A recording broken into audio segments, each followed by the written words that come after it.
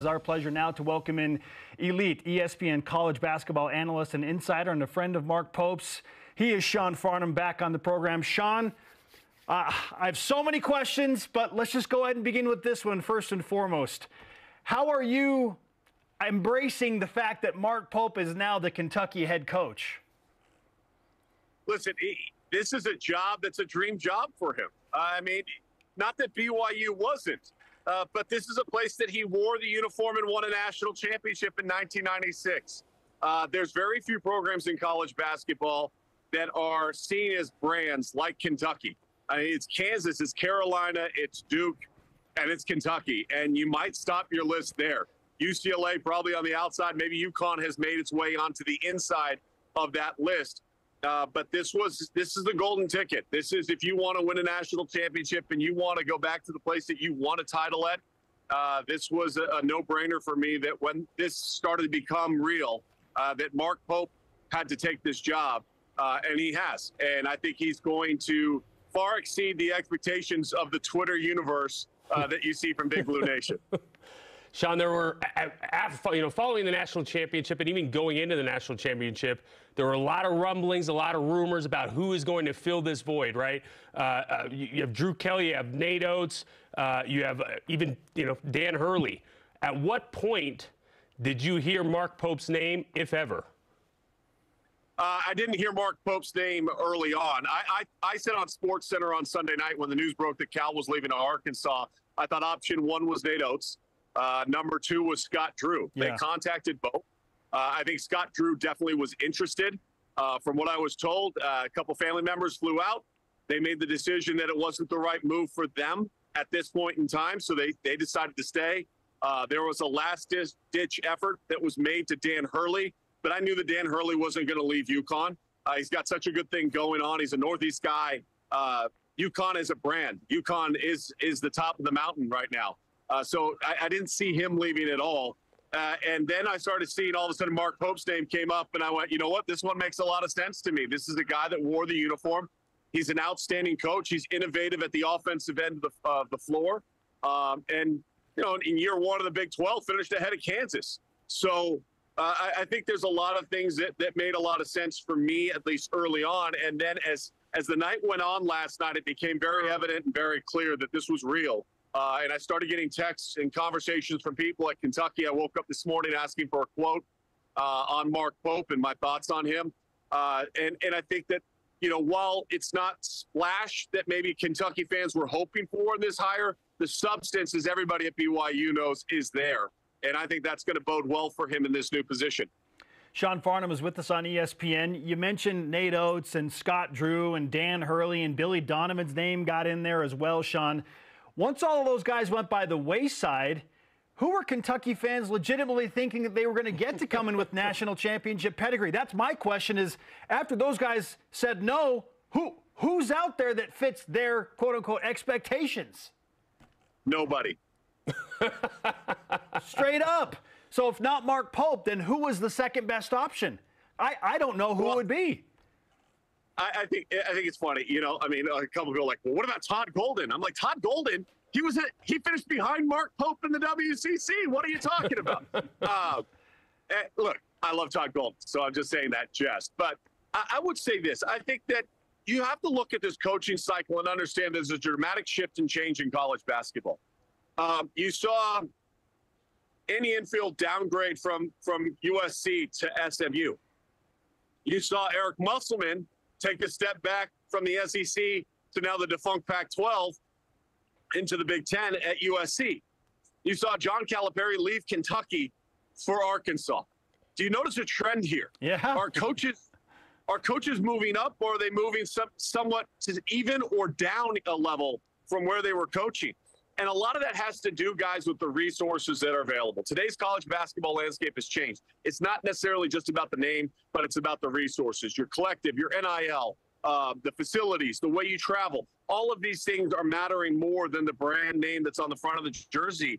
And I think because of that, we've seen this dramatic shift and this change where in years past, there's nobody that turns down Kentucky. There just isn't. Like, they call, you say yes, and it's done. But that day is over. It's past. And So that changing landscape makes this a little bit more difficult for athletic directors to navigate. There's also inherent pressures at Kentucky to be a national championship caliber coach. And you know, people will talk about tournament success or lack thereof for Coach Pope. But it's not like John Calipari had a ton of tournament success in the last 4 NCAA tournaments. Okay, so Sean, speaking of changing dynamics, right? You mentioned the changing dynamics of college basketball, maybe smaller basketball markets and larger roles being filled by maybe bigger name coaches. What do you think is in store for BYU? It's really simple. You guys call up Ryan Smith, say, yo, Ryan, what's up, my man? How's things going? Yeah, the NBA season's coming to a close here. Get that bag, brother. Hey, there's a guy in Berkeley that's buyout is a little bit bigger because of BYU. Let's just go pay that, and let's go get him to be our head coach. And that's as simple as it is. Like, there's a lot of coaching searches that are going to be complicated. This one is not complicated. He resides currently in Berkeley. He's a Northern California native. He used to coach right down the road, and you bring Mark Madsen home. It's that simple. Sean, if Mark decides to stay at Cal, and he released a long statement on X this morning thanking Cal fans. And yeah, he doubled down. It kind of feels like he's not going anywhere, or maybe this is a move to just be like, if you want me, you really got to pay me to get me. If it's not Mark Madsen, then who? We've heard Chris Burgess' name, an assistant at Utah, floated out there. He was a former member of Mark Pope's staff. But who else could adequately fill the void for BYU? Listen, I appreciate you bringing me up into this. I would love to take the job. I would bring a hell of a staff around me. I just know that there are some barriers. There's some barriers prohibiting me from being able to be that guy. No, I think Burgess would be interesting. I'm not sure if he's ready yet, though. And the component of having to be part of the faith to be a head coach, I think makes it more challenging in this moment. That's why I think there is no other option than Mark Madsen. I mean, this is a Big 12 program. You're not gonna go out and just hire an assistant coach, even if he's part of the faith. And I love Chris Burgess, and I've known Chris since he's in high school. He would have to surround himself with a lot of experienced coaches because the challenges of being a Big 12 head coach, going against Scott Drew, going against Kelvin Sampson, going against Bill Self, Jerome Tang, all the other, now Tommy Lloyd at Arizona, it is stacked. And you have to have somebody in that position that understands that landscape and knows how to operate it and can recruit and understand the faith of the church. Obviously, is very important. And my time around BYU, I've come to really understand that and respect the Mormon faith. And you guys know that. I really genuinely enjoy being on here. But it does present a challenge. It narrows the applicant pool to who can take over this position. And that's why I think it doesn't matter right now. You've got to back up the truck and you got to say, Mark, the church needs you. We need you. And we understand that you're home in the Bay Area. We understand that Berkeley's been good to you. You don't have a practice facility there. You're going to the ACC. You've got extensive travel. We're going to limit the travel. We're going to allow you to be more around your family. We've got a practice facility. You want us to upgrade it? We'll upgrade it. What's the salary that you need not only for yourself, but for your coaching staff? We're going to get this done because he is the guy that has already proven, by the way, as a head coach, that he can run a roster. He understands how to operate within this space. The roster he put together at Cal was far better than anything that the Bears have seen in quite some time. And that's why I'm thinking you go all chips on the table and you have to have the conversation and bring him home. I don't know, though. I'm kind of liking the sound of Coach Farnham. You mentioned barriers. We've got ways to remove those barriers. We just got to send 2 guys over to your house, Sean, okay? Have a little bit of a discussion. I can already tell you're already softening to the idea, okay? But with the change, with Mark Pope not being here anymore, I mean, do you still anticipate BYU being in the top 25 preseason polls, or do you anticipate a pretty dramatic drop or decline? I think it drops initially, and I think that has to be a very realistic expectation. When you go through a coaching change like this, people are going to jump in the portal. People are going to go explore other options, and they should. That's the freedom that student athletes have today, whether we like it or not.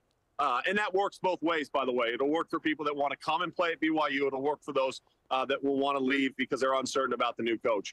I think it's kind of a reset, and I think that this past season was such an overachievement by this roster that there will be some road bumps, but those road bumps and some of those steps that will come are growing steps, and the new leader will be able to overcome that because the resources and the fans are great at BYU. And you guys know that. Its facility on game night is as loud as an electric as anywhere.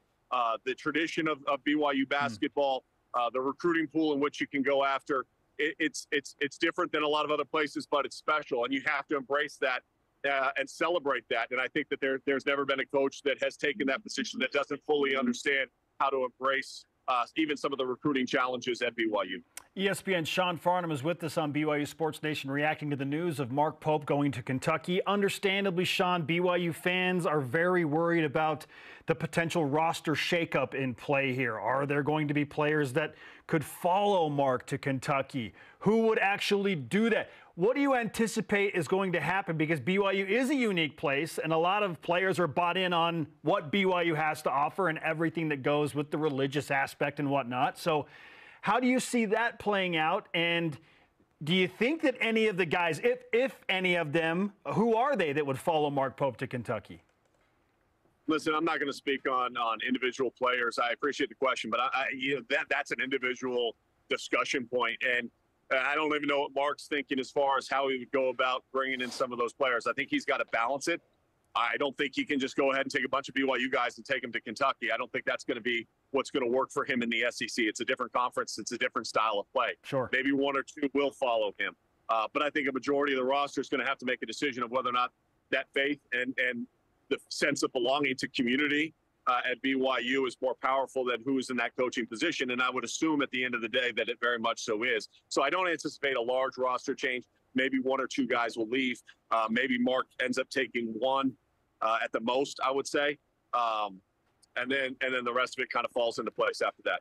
Hey, great stuff, man. We appreciate your insight, and we'll see what happens with Mark Madsen and Chris Burgess and the others. On the list of where do you think I am, though, on the list of guys that could take the job? Dude, like, you're on the short list. Down do we have to go? The short list. I give you a strong 2, right behind Jimmer. All right. Oh, Jimmer, that would be great. Let's bring Jimmer home. Just get a bunch of head coaches, like former head coaches around Jimmer. Right? Why not? Bring a little swagger to Marriott. Hey, Jimmer mania. This is the one thing. There would be a cougar tail shortage if I showed up and was the head coach of the team. Amen to that. Hey, for the record, I went to the BYU baseball game last night throughout the first pitch, got a cougar tail, and it was the bag that had your beautiful face on it, Sean. It was back last night. It was back. Coach Farnham, thank you so much for joining us. We always love to have you on, brother. Sean, great to talk to you, man.